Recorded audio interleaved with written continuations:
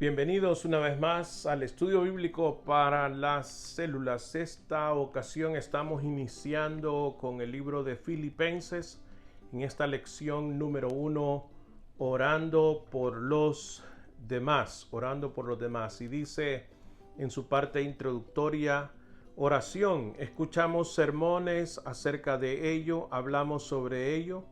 Tal vez incluso leemos libros sobre el tema, pero cuando se refiere a conversar con Dios de uno a uno, ¿cuáles son nuestros verdaderos hábitos? Pase unos minutos reflexionando sinceramente sobre estas preguntas. Dice, ¿cuánto tiempo pasa en un día promedio realmente hablando con el Señor? ¿Qué porcentaje de su tiempo en oración está dedicado en adorar, alabar a Dios, agradecer a Dios, pedir a Dios que satisfaga sus necesidades físicas, espirituales, relacionales, emocionales, interceder por las necesidades de otros, estar quieto, escuchar silenciosamente? En otras palabras, ¿qué tanto de nuestra oración a Dios es para adorarle? Otra para agradecerle, otra para presentar peticiones, otra para interceder por otros y otra para escuchar quietamente durante el tiempo de oración. Y dice en la escala del 1 al 10, si 1 es terrible y 10 es excelente, ¿cómo calificaría su vida de oración y por qué? Personalmente tengo un tiempo de oración matutino y según se presentan las necesidades y el tiempo, ciertamente que uno ora. Si va en el tráfico, si va a salir de casa, por lo menos una vez en el día, cuando vamos a salir por primera vez en ese día, oramos en el carro, que nos guarde, que nos permita andar en armonía con los demás. Si al mediodía alguien me solicita oración o yo pretendo orar por otro, etcétera, ¿no? Así que yo diría que mi estilo de oración es creciente. Todavía hay espacio para mejorar y debería de hacerlo. Así que creo que todos nosotros podemos de una u otra manera identificar áreas de crecimiento en la oración. Pero vamos a estar hablando en este específico tiempo orando por los demás. Bienvenido a este estudio. Bueno, después de haber tenido esta breve introducción de evaluación, vamos a ir al texto bíblico, que en esta ocasión es Filipenses capítulo 1, versículos 3 al 11. Recuerde que la carta a los filipenses es una de las cartas carcelarias, o sea, Pablo estaba preso, estaba en la cárcel mientras escribía esta carta. Y dice, desde una cárcel romana, Pablo escribe esta gozosa epístola o carta de aliento. Los destinatarios, la iglesia que estableció en la colonia romana de Filipos de su segundo viaje misionero en el año 50 después de Jesucristo. Puede ver mayor referencias en Hechos capítulo 16.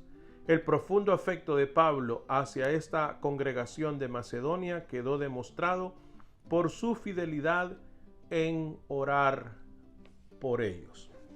Veamos entonces el registro del texto bíblico que dice de la siguiente manera. Leo Nueva Versión Internacional, Filipenses capítulo 1, versículo 3 al 11. Doy gracias a mi Dios cada vez que me acuerdo de ustedes.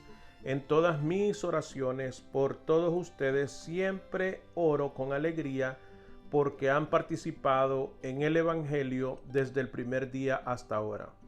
Estoy convencido de esto, el que comenzó tan buena obra en ustedes la irá perfeccionando hasta el día de Cristo Jesús. Es justo que yo piense así de todos ustedes, porque los llevo en el corazón, pues ya sea que me encuentre preso o defendiendo y confirmando el Evangelio, todos ustedes participan conmigo de la gracia que Dios me ha dado. Dios es testigo de cuánto los quiero a todos con el entrañable amor de Cristo Jesús.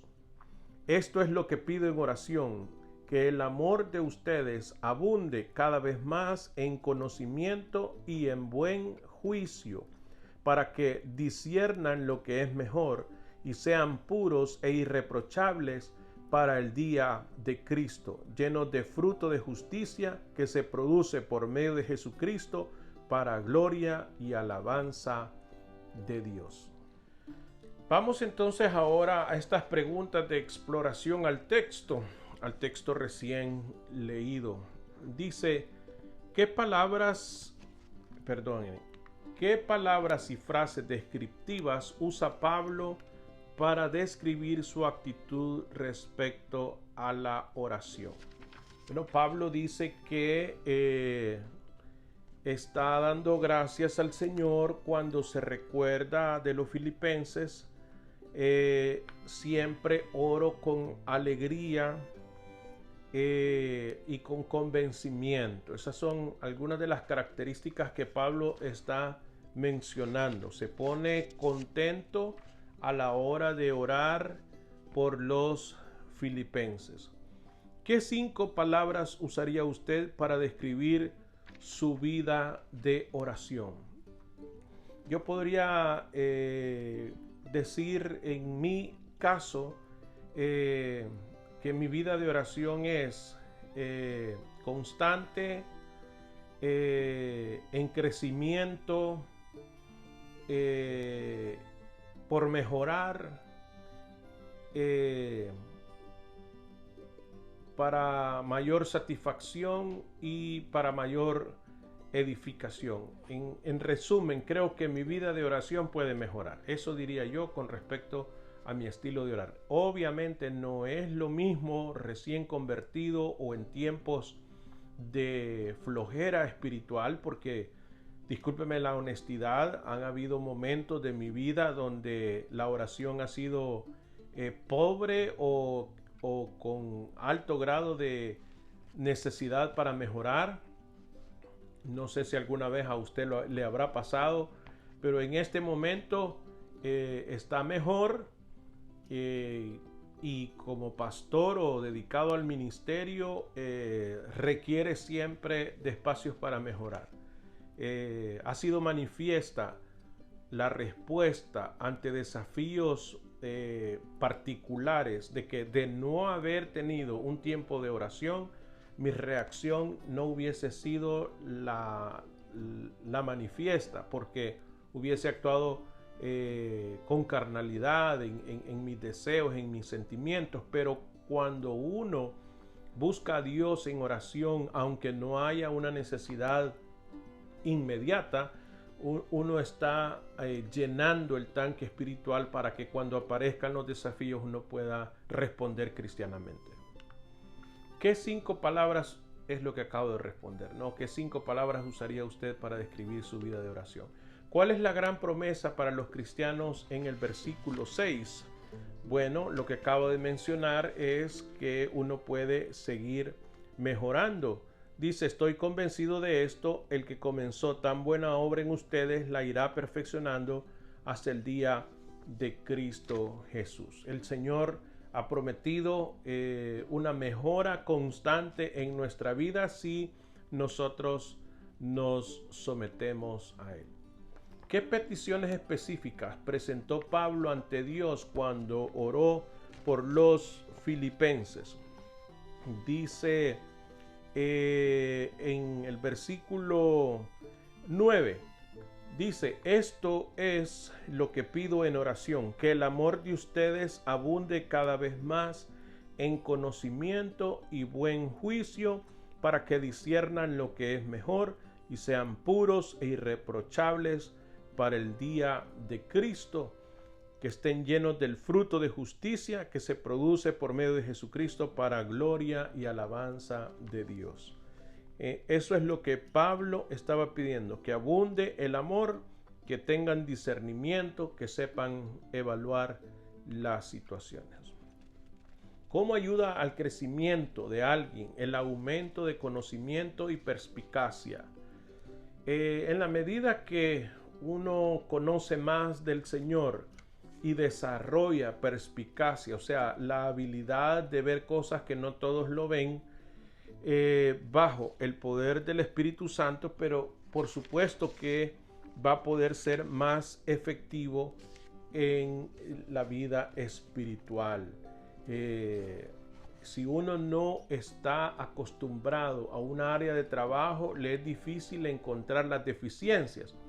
Así, por ejemplo, alguien que se dedica al sonido es perspicaz en aquellos pequeños sonidos que se les llama basura, y son sonidos que están o se presentan a la vista o son evidentes para las personas que se dedican al trabajo del sonido. Eso nos ayuda, por ejemplo, en el tiempo de transmisión como hoy, o en los cultos dominicales, o durante el ambiente en el culto en el edificio. Se necesita perspicacia, evidenciar algo que otros no lo están evidenciando, y eso puede ser por experiencia, por conocimiento, por la relación constante que uno puede llevar, en este caso espiritualmente. Vayamos a la inspiración en este momento, esta porción que el autor introduce para darnos más luz acerca del tema que estamos desarrollando, orar por otros. Dice: me gustaría que usted piense en alguien. Su nombre no es importante, su apariencia es irrelevante, su género no viene al caso, su título no tiene relevancia. Esta persona es importante no por lo que es, sino por lo que hizo. Al terminar la historia, usted se dará cuenta que no se menciona muchos detalles acerca de este personaje. Pero vamos, fue a Jesús por un amigo. O sea, fue a buscar a Jesús por causa de un amigo. Su amigo estaba enfermo y Jesús podía ayudar. Alguien necesitaba ir donde Jesús, así que alguien lo hizo. Otros cuidaban del enfermo de otras maneras. Algunos traían comida, otros brindaban tratamiento y otros consolaban a la familia. Cada papel era crucial, cada persona era servicial, pero ninguna era más vital que la que fue donde Jesús. Fue porque le pidieron que fuera. La familia del afligido apeló de todo corazón. Necesitamos de alguien que le diga a Jesús que mi hermano está enfermo. Necesitamos que alguien le pida que venga. ¿Puedes ir? La pregunta la hicieron dos hermanas. Ellas mismas hubieran ido, pero no podían dejar de estar junto a su hermano. Necesitaban que otra persona fuese por ellas. No cualquiera, les recuerdo, porque no cualquiera podía. Algunos estaban muy ocupados, otros no conocían el camino, algunos se cansaban rápidamente, otros no tenían mucha experiencia con el camino. No todos podían ir. Y no todos querrían. No era un pedido sencillo este que estaban haciendo las hermanas. Necesitaban a un embajador diligente, alguien que supiera cómo encontrar a Jesús, uno que no abandonara a mitad de camino, alguien que se asegurara de que el mensaje fuese entregado, alguien que estuviera tan convencido como ellas de que Jesús tenía que saber lo que había pasado. Ellas conocían a una persona digna de confianza y hacia ella se dirigieron. confiaron sus necesidades a alguien y ese alguien llevó esas necesidades a Cristo. Las dos hermanas mandaron a decirle a Jesús, en otras palabras, mandaron a alguien a decirle a Jesús: Señor, tu amigo querido está enfermo. Juan capítulo 11, versículo 3. Alguien llevó el pedido, alguien recorrió la senda, alguien fue donde Jesús por Lázaro. Y debido a que alguien fue, Jesús respondió. No se sabe, no dice la Biblia quién fue, pero lo encontró y le dejaron saber la dificultad de su amigo Lázaro. Vamos a estas preguntas de reacción a todo el tema que estamos tratando, orar por otros. Dice: ¿cuán confiable o fiel es usted en orar por otros cuando ellos le piden ese apoyo espiritual? Voy a hablar en plural, no quiero caer mal, no quisiera que esto se centrara en mi persona, puesto que es un estudio para célula y debemos de interactuar todos. Pero qué confiables somos cuando nos dicen, en mi caso, pastor, ore por esto, ore por aquello. ¿Qué tan fiel soy yo en presentar al Señor esas necesidades?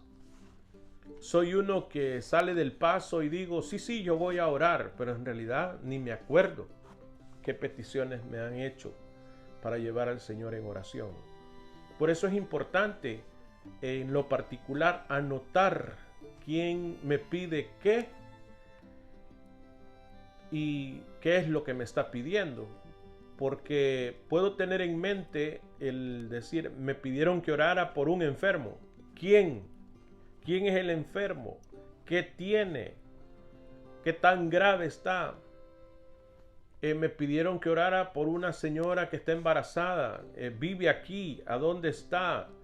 Yo sé que Jesús lo sabe todo, hermano, sin ninguna duda. Pero si yo quiero ser efectivo en la oración, así como Marta y María enviaron a alguien para que le dijera a Jesús acerca de Lázaro, Jesús sabía que Lázaro estaba enfermo. ¿O usted cree que Jesús no lo sabía? Pero a quien encomendaron la petición para que buscara a Jesús y lo trajera donde su amigo Lázaro, tenía que darle detalles, no porque Jesús no lo supiera, sino porque él hoy o ella tenía que dar esos detalles. Así también mi oración debe de ser una que presente al Señor las personas específicas o la necesidad específica. Si fuera a recibir una carta inspiradora del apóstol Pablo hoy, ¿qué cualidades o hábitos de usted elogiaría él?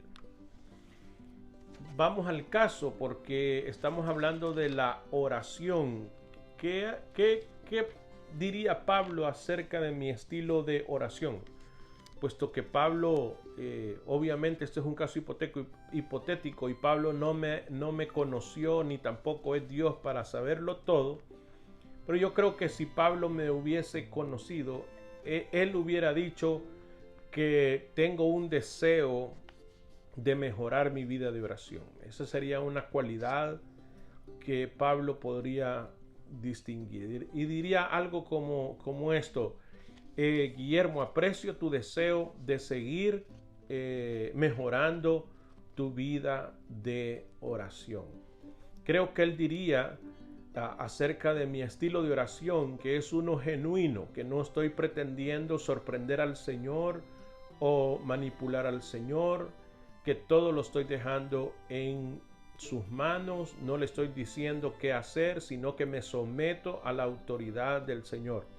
Así que además de decir que soy uno que desea mejorar mi estilo de oración, también diría que soy uno genuino presentando las peticiones de oración. Y podría seguir mencionando otras, no porque yo me quiera dar importancia, sino porque quiero dejarle también participación a ustedes. ¿En qué área específica de su vida necesita usted reclamar la promesa de 1:6, de Filipenses capítulo 1, versículo 6? Hablando acerca de que aquel que comenzó la buena obra en cada uno de nosotros la ha de perfeccionar hasta el día del Señor. Hay varias áreas que creo yo que pudiese mejorar. Ya he mencionado la oración, creo que el carácter cristiano también debe de mejorar. Cada día necesito parecerme más a Jesucristo, aunque reconozco y otros me lo han expresado que he mejorado con respecto al carácter cristiano. Todavía no alcanzo el nivel del varón perfecto como la Biblia nos lo enseña, pero ciertamente vamos en amplio progreso. Necesito tener una dependencia del Espíritu Santo cada día mayor, etcétera, etcétera, etcétera. En lo que se refiere a perspicacia espiritual y discernimiento, ¿cuán sólido es usted? Bueno, yo creo que en algunas ocasiones he podido, a través de la misericordia de Dios que ha permitido el poder de su Santo Espíritu, ser perspicaz. He descubierto o he visto cosas que a simple ojo humano no son evidentes, pero eso es a causa de que me dedico al ministerio, y hay dones que son manifiestos por necesidad, no porque yo tenga o produzca ese tipo de dones. Los dones vienen del Señor, son del Espíritu Santo, y Él nos ayuda a poder evidenciar cosas que otros no ven. Y ciertamente que Pablo estaba orando por los filipenses para que fuesen eso, para que tuvieran buen juicio. Y yo creo, hermanos, que todos necesitamos orar para que Dios nos dé buen juicio y no seamos, no tengamos prejuicios sin haber tenido el conocimiento de causa, sin tener toda la historia a nuestra disposición, emitir comentarios en total ignorancia. Debemos de permitir entonces que las personas nos puedan contar, nos puedan decir, aún y a pesar de que a veces eso es muy cansón, es cansado, y aunque uno sabe que probablemente le están mintiendo, pero hay que darle la oportunidad de respuesta a los demás. ¿Qué elementos del ejemplo de oración de Pablo aquí necesita usted incorporar a su vida? Yo creo que yo necesito incorporar la habilidad de recordar a cada uno de aquellos miembros de la iglesia, por ejemplo. No se hace fácil porque tenemos un listado de aproximadamente 200, ahora con las otras dos congregaciones, de 255, 256 personas. Y no siempre recuerdo a cada uno. De verdad que tengo que ser bien honesto. Debo de mejorar en recordar. No soy hábil, hermanos, en recordar nombres, rostros. Mi esposa me ayuda, lo he reconocido en otras ocasiones, y mi esposa me ayuda a reconocer a las personas.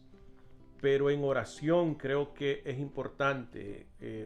Los grupos más pequeños me es fácil recordar, los diáconos y sus respectivas esposas, los pastores y sus respectivas esposas, los líderes, los que están colaborando y a quienes veo frecuentemente. Por supuesto que esos son los que vienen a mi mente más rápidamente. No significa que no oro por toda la congregación. Cuando estoy en el templo y recuerdo dónde por lo regular se sientan ustedes, eso es una ayuda mnemotécnica, la ubicación en el templo. Me recuerdo de familias completas, y eso es parte de cómo puedo yo mejorar mi vida de oración. ¿A qué amigo o familiar cristiano le puede escribir hoy una pequeña nota o un correo electrónico con el propósito de darle aliento espiritual. Creo que esta semana puedo hacerle una nota a los líderes de las células y recordarles acerca de que en el Señor nosotros podemos tener la victoria. Puedo escribirles y decirles que lo que están haciendo es de mucho valor y que apreciamos mucho su trabajo. Si usted puede, también haga una nota para su líder, para su maestro de la escuela dominical, para el hermano que considere que puede necesitar una palabra de aliento. Lecciones. Vamos a sacar algunas lecciones sugeridas por el autor del estudio. Dice: alguien observó que el gozo se halla al enfocarse primero en Jesucristo, segundo en otros y al último en usted.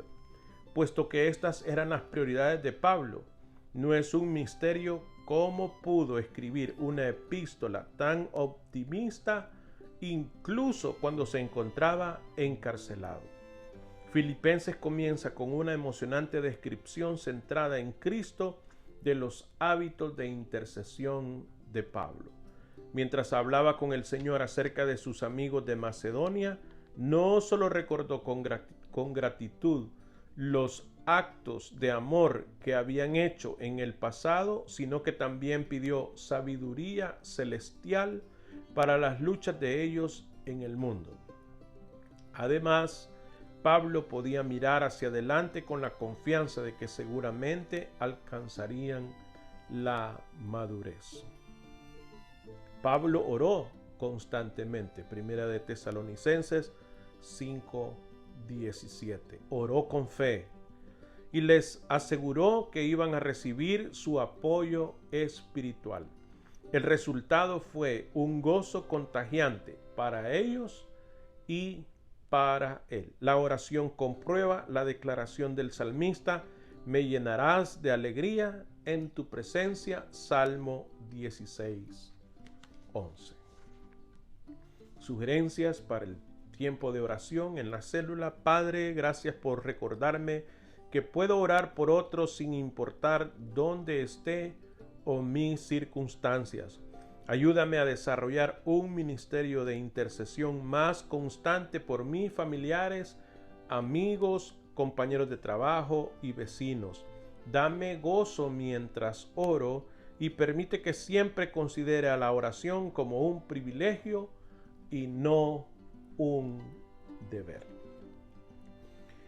Una vez más, hermanos, debo de agradecerles por su fiel estudio de la palabra del Señor en las células. Estamos iniciando el estudio y la lectura de la carta a los Filipenses y espero que esto sea de bendición para todos ustedes. Este es el primero de 12 estudios sobre la carta a los Filipenses. Una vez más, mi deseo es que sigan recibiendo bendiciones de parte del Señor. Hasta la próxima.